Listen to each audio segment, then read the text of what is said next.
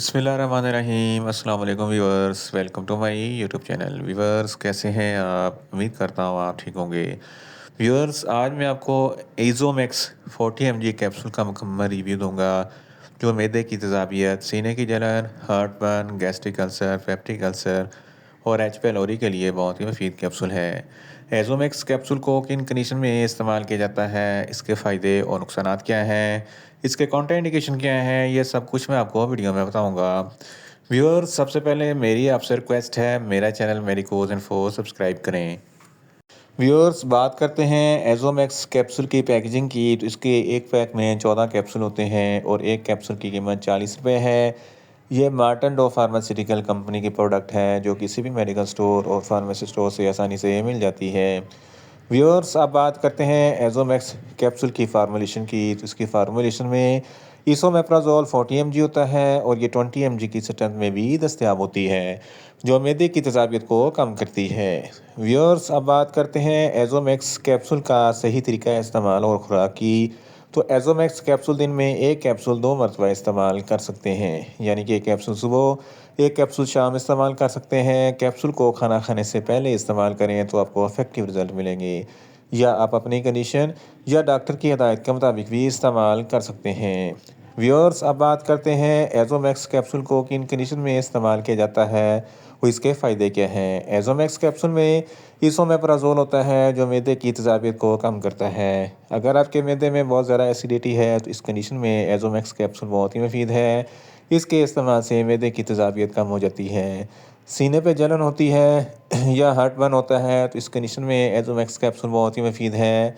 Gastric ulcer और peptic ulcer के लिए भी एज़ोमैक्स कैप्सूल बहुत ही मुफीद है। ड्यूरोनल अल्सर के लिए भी एज़ोमैक्स कैप्सूल बहुत ही मुफीद है। एच पैलोरी एक बैक्टीरिया है जिसकी वजह से मैदे में इन्फेक्शन हो जाता है, जलन और तकलीफ़ होती है, तो इस कंडीशन में भी एज़ोमैक्स कैप्सूल बहुत ही मुफीद है। जड़, जिसको गैस्ट्रोएसोफेगस रिफ्लक्स डिजीज़ कहते हैं, ये एक ऐसी बीमारी है जब आप खाना खाते हैं तो खाना खाने के बाद मैदे में जो एसिड बनता है वो एसिड खुराक की नाली में आ जाता है जिसकी वजह से सीने पे जलन होती है, हार्ट बर्न होता है, खट्टे मीठे डकार आते हैं।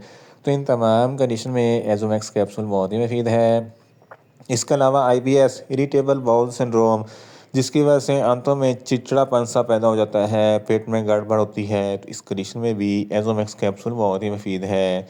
बदहज़मी है, खुराक अच्छी तरीके से हज़म नहीं होती, तो इस कंडीशन में भी एज़ोमैक्स कैप्सूल बहुत ही मुफीद है। इसके अलावा अगर आपको भूख कम लगती है तो भूख में इजाफ़ा के लिए एज़ोमैक्स कैप्सूल बहुत ही मुफीद है। मैदे में दर्द होता है तो इस कंडीशन में भी एज़ोमैक्स कैप्सूल बहुत ही मुफीद है। इन शॉर्ट एज़ोमैक्स कैप्सूल मैदे की तेज़ाबियत, सीने की जलन, heart burn, gastric ulcer, peptic ulcer और एच पैलोरी के लिए बहुत ही मुफीद कैप्सूल है।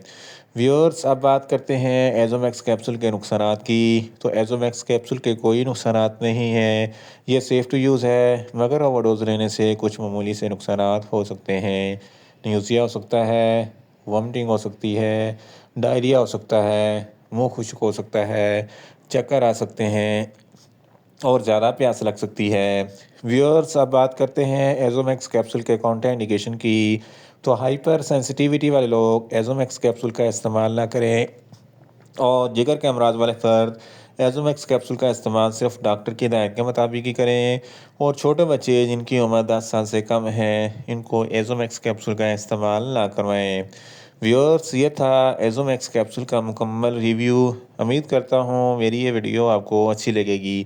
मेरी वीडियो को ज़्यादा से ज़्यादा लाइक करें, शेयर करें और कमेंट्स करें, और मेडिसिन के मतलब इन्फॉर्मेटिव वीडियो के लिए मेरा चैनल मेडिकोज इन्फो सब्सक्राइब करें और साथ में लगे बेल आइकन को लाजमी प्रेस करें ताकि मेरी हर नई वीडियो आप तक बर वक्त पहुँच सके। मिलते हैं एक नई इन्फॉर्मेटिव वीडियो के साथ। अल्लाह हाफिज़।